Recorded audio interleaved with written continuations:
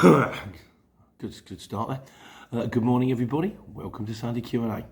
Right, I'm going to open up this week, and I would have done this at the end, but I fear that if I did it at the end, sometimes it goes on a bit and you might miss it, with a comment from Blake Smith, who says, I'm 13, and when I'm older, I'm going to join the CX. I've been to Germany with my dad. We drove for 46 hours straight, and I can't wait until I'm 17. Mate, that's quite lovely. I remember when I started on the markets, and because other people's dads would take them to the football, my dad would take me to the market, go to work, push your box. And I remember getting up early in the sort of the half terms and driving up to Leicester, getting up at 5, sitting in Leicester at 7:30. For some bizarre reason, my dad would always get up early. The place didn't open until 9. It doesn't take 4 hours to get to Leicester. Eating ropey bacon sandwiches and listening to David Essex hold me close on the radio, and it's lovely. So, good luck, my friend. When the time comes, I would say it's a good start. Aim high. Think big. Be big, my friend. It's a good start, mate. So, anyway, I like your comment. Thanks, mate.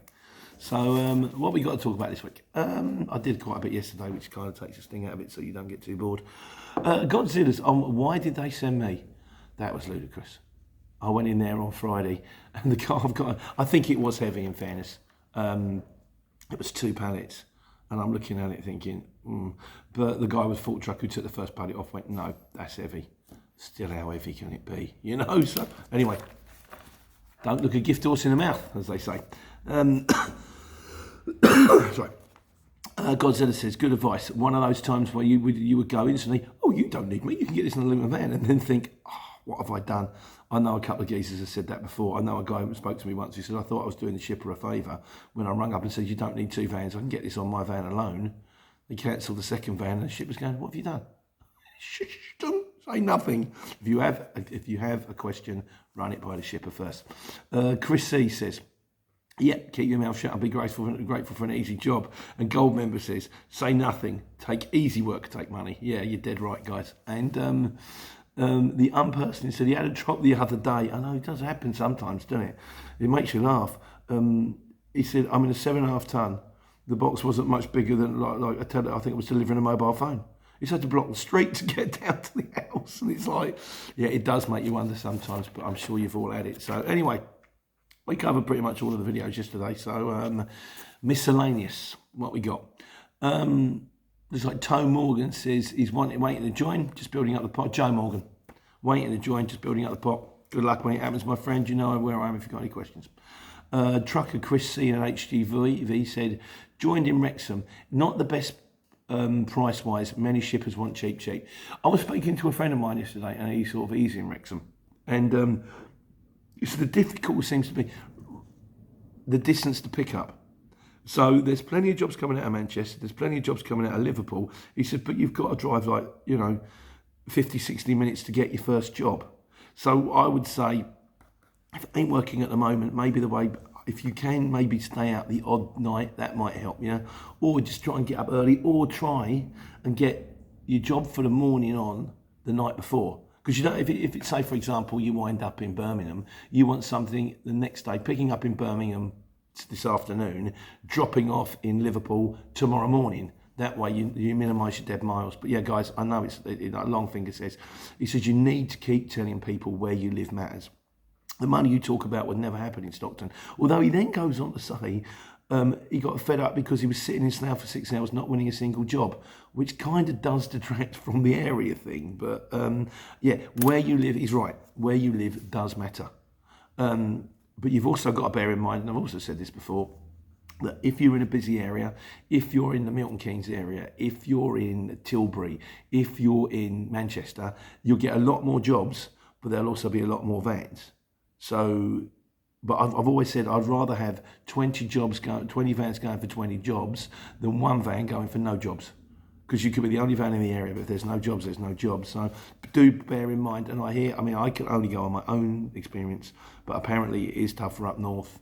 Don't just take my word for it. Look at the comments. If you're thinking of joining the CX, the best thing I would say is probably find someone in the area who you know who's on the CX, or maybe, and try and talk to them. I can only go by the way I find it. So there you go. Nigel Barnett says he aims to start up later after his relocation to Manchester. Like I say, Manchester, good area. Be a lot more drivers, but still a good area. Plenty of work comes out of Manchester. John Franklin, thinking of joining a short wheelbase, do you need to be limited? And what about hiring for the first few months? You don't need to be a limited company to join the CX. I am still not a limited company, and I've got 3 lorries on the go now. It is on my list of things to do. And hiring for the first few months, you can. The only thing I would say is, if you're going to buy a short wheelbase, they're not that expensive to start with. I mean, if you can hire, if you're going to do it like a short hire, I imagine it's going to cost you a few quid. I do wonder whether you'd be better off buying a short wheelbase, driving it for the first few months. If you don't like it, just reselling it. You'd get your money back. End of the day, everyone does it differently. It's all down to you, whatever you decide to do. I hope it works out for you, but I'm not a great fan of hire. If you can hire, if you are going to hire, make sure you get the best deal you possibly can. Corrigan 71. What about Anyvan UK? This has come up before. Yeah, it's kind of out there, but I think there's a lot of them out there. General consensus of opinion is I've only ever run on the CX. CX is for the value for money, and the most jobs seems to be the best one. There are other ones. Feel free to try it. But in my mind, CX does seem to be the kind of winner, Ganesh Bashira says, what if you leave feedback and the shipper threatens legal consequences? Right, well, yeah, I've never had that before.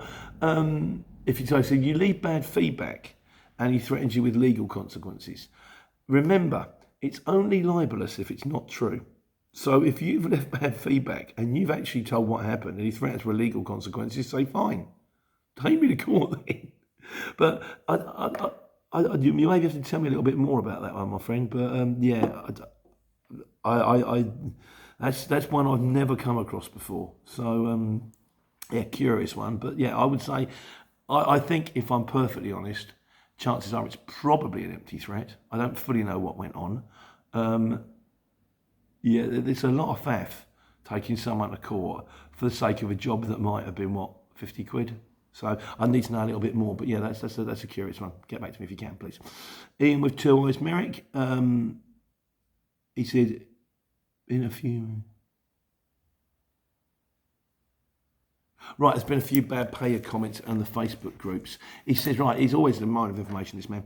It costs £25 to register a claim at Small Claims Court, and you can claim up to 300 quid. Or... for £147 a year, you can join the Federation of Small Businesses, which helps with debt recovery services. That is probably worth something to look into. I haven't done it. I've got Gemma, who just rings them and screams at them. So she's an angel. So I don't have to go down that route. But there you go, guys. You can either do, if you want to get the money out of the shipper, £25 to register with Small Claims Court if they're not paying you, or £140. I reckon if it's going to happen quite a lot, it probably does. £147 to join the Federation of Small Businesses may well be the way forward. But again, down to you guys. Don't know on that one. So Steve SDC on the conveyor belt of fools says some prices are going crazy with the jobs. We've done that on that one, didn't we? So a moaning truck driver says if they don't want to pay, this is as I've said before as well. If they don't want to pay, tell them you got my number. Call me back. We always used to do this. There was this thing on the market. We always have a phrase which is the first loss is the best loss. And I'd turn around and say, you say you make a bid on a parcel, and say it's like 40, 50,000 pieces. You say, okay, well I'm going to bid you 10 grand. And I go, 10 grand, that's far too cheap. Say, okay, no problem. But when you call me back next month, it's 8. And they go, all right, I'll take the 10. The first loss is the best loss. Some shippers probably, Unfairness, like I say, there are still people out there bidding jobs too cheap. And while they're bidding jobs too cheap, there's not a lot we can do about it. But I think that the general consensus is, guys, if we can just hold our ground and wait out for the right money, if we all wait out for the right money, they'd have to pay the right money. We're not being greedy. We just want, a fair day's work for a fair day's pay, I think. Maybe we'll start a union. I'll be shop steward for out of people. Paul Bevan, he came back to me, he said, on a small van, can't do anything over 80p per mile. This is just on, and had a couple of busy weeks. He's doing the COVID at the moment, Paul. He's doing the COVID tests. A few people have said this. My friends rang me, and he said that they like picking up at crazy times in the morning, picking up at like 2 o'clock in the morning and running COVID tests around the country because obviously some places are doing them and can't test them in time, so they're running them to other test centres. So that seems to be going on at the moment. Let me know anybody else is doing that. Be curious. John Ramsey, he said, I've just been quoted, over 2K to renew my CX subs. Should they be doing something, bearing in mind that we've lost 4 months? What they do is down to them. That seems high to me. I mean, I don't know, you must have small fleet and you must have some apps and all that kind of stuff on there. But for a general CX renewal, for an owner-driver, it should be about, what, 800 quid?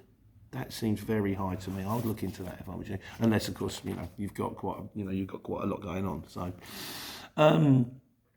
oh yeah, Donnie Dalton says he turned up at a hospital job to collect COVID samples. The hospital knew nothing about it. The address was 30 minutes away. The actual address, what would you do? Donnie, I'll do you a video.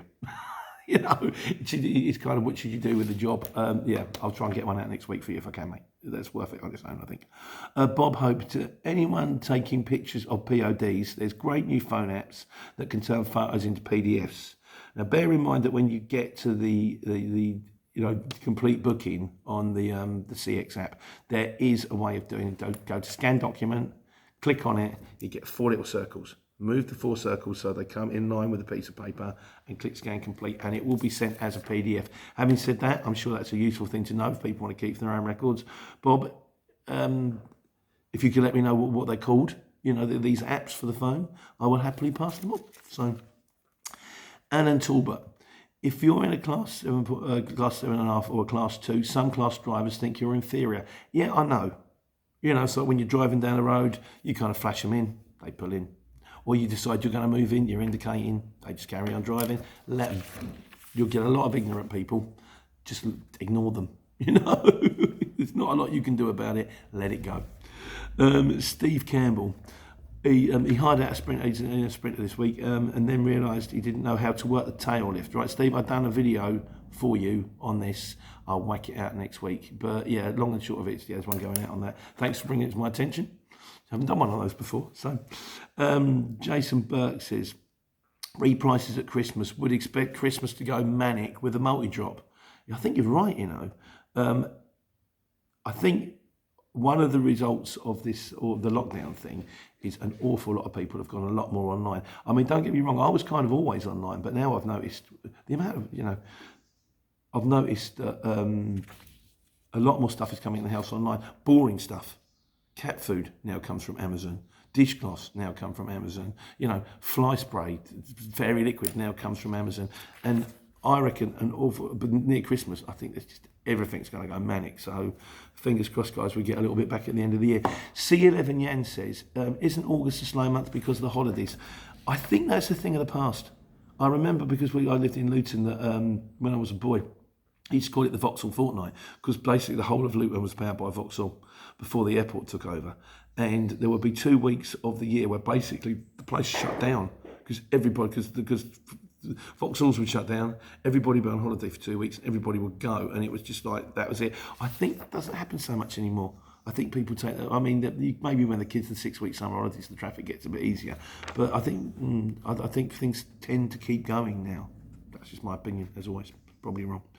Chris Hardy says he's been delivering building materials for about 8 weeks now. He's enjoying the freedom of thinking of joining the CX. Medium wheelbase or Luton. Well, my take on this. It's always Luton with a tail lift and a curtain side if you can get one.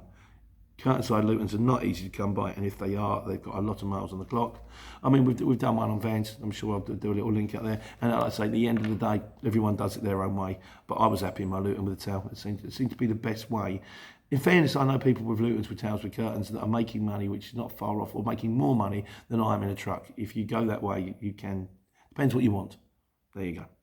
Roadrunners. Says we can only. Yes, thank you very much for clearing this up. I put this question out last week. It's to do with if you do a lot of work for one shipper, can you only get one feedback?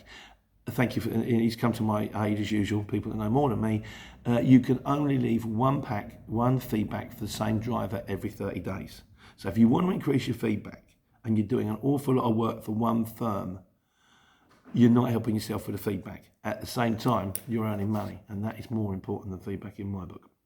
It looks like Robler Diffie Reed. Sorry, mate, I've scribbled your name down. I should write more clearly. Are you driving a 7.5 ton? Yes, I am. Her name is Alice. She's lovely. We've just had curtains fitted so I can sleep in a bed. Bootsy Boots says, please recommend where you can buy a Luton van. I'm not a van salesman. I've done a video before on how to buy a van. I'll stick a link up. It basically gives all the information that I have on buying vans. I think your best bet is probably eBay, or or a dealership. You want a dealership with a reasonable amount of vans for a reasonable price, with plenty to choose from, and maybe some kind of warranty. 3 months at least to get you up off the ground. So, Joe Render, starting on Monday in Manchester, in Luton. Is there much work? As we mentioned earlier, plenty of work in Manchester. Plenty of vans trying to do it, but you should be fine, my friend. It's not a bad time to start in vans. We're coming up to Christmas now. Paul Davis, chasing payments. Any thoughts? Is something Gemma does? I'm repeating myself a lot today. I think I've done one on this. I think there's a video on there. I'll see if I can throw you up a link. But someone else turned around. He says, Simon Thomas says, if the shipper doesn't pay VAT, despite the fact that it clearly states on your invoice that you're VAT registered, what do you do about it? I always quote the price without the VAT and then send them the invoice with the VAT. I've ever had twice where people have actually quibbled, and we've done over 4,000 jobs now, going, oh, I didn't realise you're VAT registered. Oh, we don't pay VAT. 99% of shippers are VAT registered. You have to be, because if you're not turning over, I think the threshold is £80,000 a year. If you're not turning over that kind of money, you ain't making any money. So, and also it says, how long do you wait before you chase the invoice? I would say start chasing the invoice the day it doesn't get paid. So if they say 30 days and on 30 days it hasn't been paid, start chasing then. Because most people that say 30 days will pay within the 30 days. If they haven't, chances are they're going to be a bit slack, and then just hassle them. That's the way forward. As I say, it's not really my department, it's Gemma's.